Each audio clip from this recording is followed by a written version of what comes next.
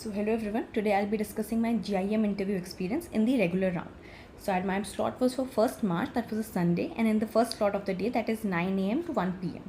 And we were advised to reach 30 minutes before the given slot. So as always, I woke up at 6, got dressed and left my home by 7:15 and reached there by 8:35 around, a little delay due to the traffic. So once we reached there, they had an entire waiting area in the basement for the students. So you went and you have to sit there. Once you are seated there, you are just supposed to wait and brush up your answers and current affairs and everything. So then the staff came and they briefed us about how the interview process will be happening. They said that today 8 panels will be sitting and we'll get our assigned panels when we give our attendances through our Aadhaar cards. So they'll mark our attendance, tell us our panel, and then in 10 to 15 minutes we'll be sent for our interviews. That was the thing, and there won't be any specific document verification or as such. And they also told us that GIM has got their UGC grant, so soon they'll be able to award MBAs instead of PGDMs. So yeah, that was a big update. So then around 10 I was called and then they confirmed my identity, marked my attendance through my Aadhaar card, and they told me that I was given panel 4. So I was like, okay, and I had to sit there for 10 minutes and then they sent us to the interview floor on the lift. So once in the interview floor, we saw that the interviews are happening in the room, and in the lobby area, they have made a waiting arrangement with chairs and all. And there is again one person sitting there from their staff side who's sending us all for the interviews. So we are sitting there. I had to sit there for 10-15 minutes. Yeah, so there was one person who came from room number 4 or panel 4. Another person went and then they came out. Then I went, and there was a gap of almost a minute or so before every interview in the same panel also. So once I reached the room, I was I opened the door and asked, may I come in? They were like, yes. So I closed the door gently, properly. And then I went there, greeted them. They asked me to have a seat. So I sat. So there were 2 panelists, one male and one female, and both were quite young than what I had seen in my previous interviews. Both looked like in their 30s to 40s, not more. So yeah, so their first question was, tell me about yourself. So I walked them through my journey, that how I had taken commerce in 11th and 12th. I founded my own blog, and then I did BBA from WIPS. I'm still doing it. And then I wrote 2 research papers and I've done 3 internships there. So they were like, okay, fine, and tell us about your research papers. So I was like, yeah, please. So then we started discussing my research papers. So I told them that my first research paper was basically a comparative study on consumer behavior on Netflix and Prime. So they were like, okay, tell us your findings. And what was your research tool? So I told them that actually it was done in semester 2. So the research tool was basically that we had a primary survey and we got 100 respondents through a questionnaire, and then we analyzed it through pie charts and basic diagrams. So they were like, okay, they were happy with it. So I told them my findings, that how Netflix is a preference for younger audiences, whereas Prime is more for catering more towards Indian senior audiences or 30 plus audiences. And similarly, how Netflix has a better viewing experience and Prime can improve that. So they were like, okay, fine, tell us, how do you think Netflix can improve? So I said Netflix can improve by creating more content that's for the masses or even nostalgia content. So they were like, okay, so you think, and somehow in the middle I just spoke the word that Netflix needs to make a content that has more mass connect instead of being more woke for Indian diaspora. So they were like, okay, fine, what is wokeism? So I expressed my thoughts on wokeism, that I believe wokeism is basically a thought process which talks about liberation, personal freedom, personal rights, and lends its support to the LGBTQ community. They were again happy with it. So they were like, okay, tell us about your second research. So I told them that my second research was about IT automation and how it's evolving and how it's impacting the consumer behavior and everything.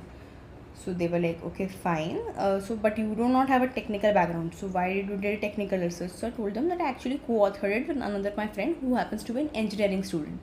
So they were convinced. They asked me a bit of technical questions like what is an algorithm and what is AI doing and how it affects consumers, and automation, what is the relation, what is an ERP.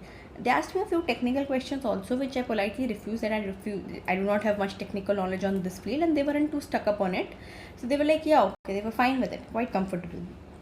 So then they told me, okay, so I'm still in my graduation. I'm like, yes. So they asked me what are my favorite subjects. So I told them that my favorite subjects are marketing communication and marketing management. So then the lady started asking. Before that, only the guy panelist was asking.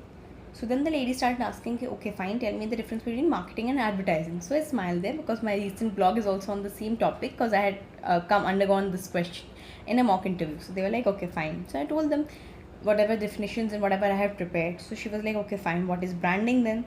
So I told what is branding, I gave my response, and I also quoted a few examples I saw on the moment. Like there were Bisleri bottles in front of me, so I said like how this Bisleri color is associated with Bisleri only, or similarly how we associate the smell of French fries to McD. So they were like, okay, fine. So as it was about marketing, so they asked me if I know about Maggie and what happened with Maggie. So then I started talking about Maggie, that how in my class we had studied a case study that how Maggie, when they came to India initially, they positioned themselves as something of a help for the working mothers and something healthy they can feed to their children, which is tasty also. But later on lab research and lab tests, it was found out that they had extreme amounts of MSG. I might have spoken or call it ESG or something, might be, I don't recall right now. So yeah, but MSG, the quantity was quite high, so that's why it got a lot of backlash. But then they again went back to the manufacturing. They said that no, we have reduced it. They got a lot of promotional campaigns. They introduced atta and whole wheat Maggie. They got Madhuri Dixit on board for the promotions, and that's how they again became a staple.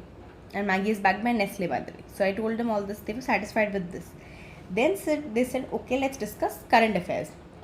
So they were like, okay, fine, what's happening in Iran? So I quoted that because on that morning itself that the Iranian leader Khamenei had died. So I referred to that how he died and how there is Israel also. And very recently our prime minister was in Israel and he was given an award. And US had its interferences also because of the nuclear weapons and because of oil resources and stuff. So they were like, okay, fine, tell me how it's affecting India. So I basically spoke about two major points, and that was first is oil prices because of the international market and supply chain. They were quite satisfied with it. Then they asked what else is it's impacting. So I talked about the Indian immigrants in the Middle East, like how there are a lot of Indian immigrants in the Middle East and they might get stuck and their security can be compromised. So they were like, okay, fine, thank you. They were satisfied with it. But while leaving, I also wanted to ask something or tell something. So I told them that, yeah, thank you. I also wanted to express something, and I told them that I was really happy. Like when I applied to GIM, I was really happy about their social immersion program and their sustainability commitments. Yeah, sustainability commitments. Because I told them that how even in my school we had sustainability programs, we had case studies on sustainability, and even in my college I participated in a few competitions where we tried to think or innovate about sustainable businesses. And I even interned in a company that was all about sustainable apparel. It was called Roar for Good. So that's why I was very happy that this institute focuses on these two domains. So they thanked me again for sharing this also. So yeah, I've greeted them good day, and that was the interview.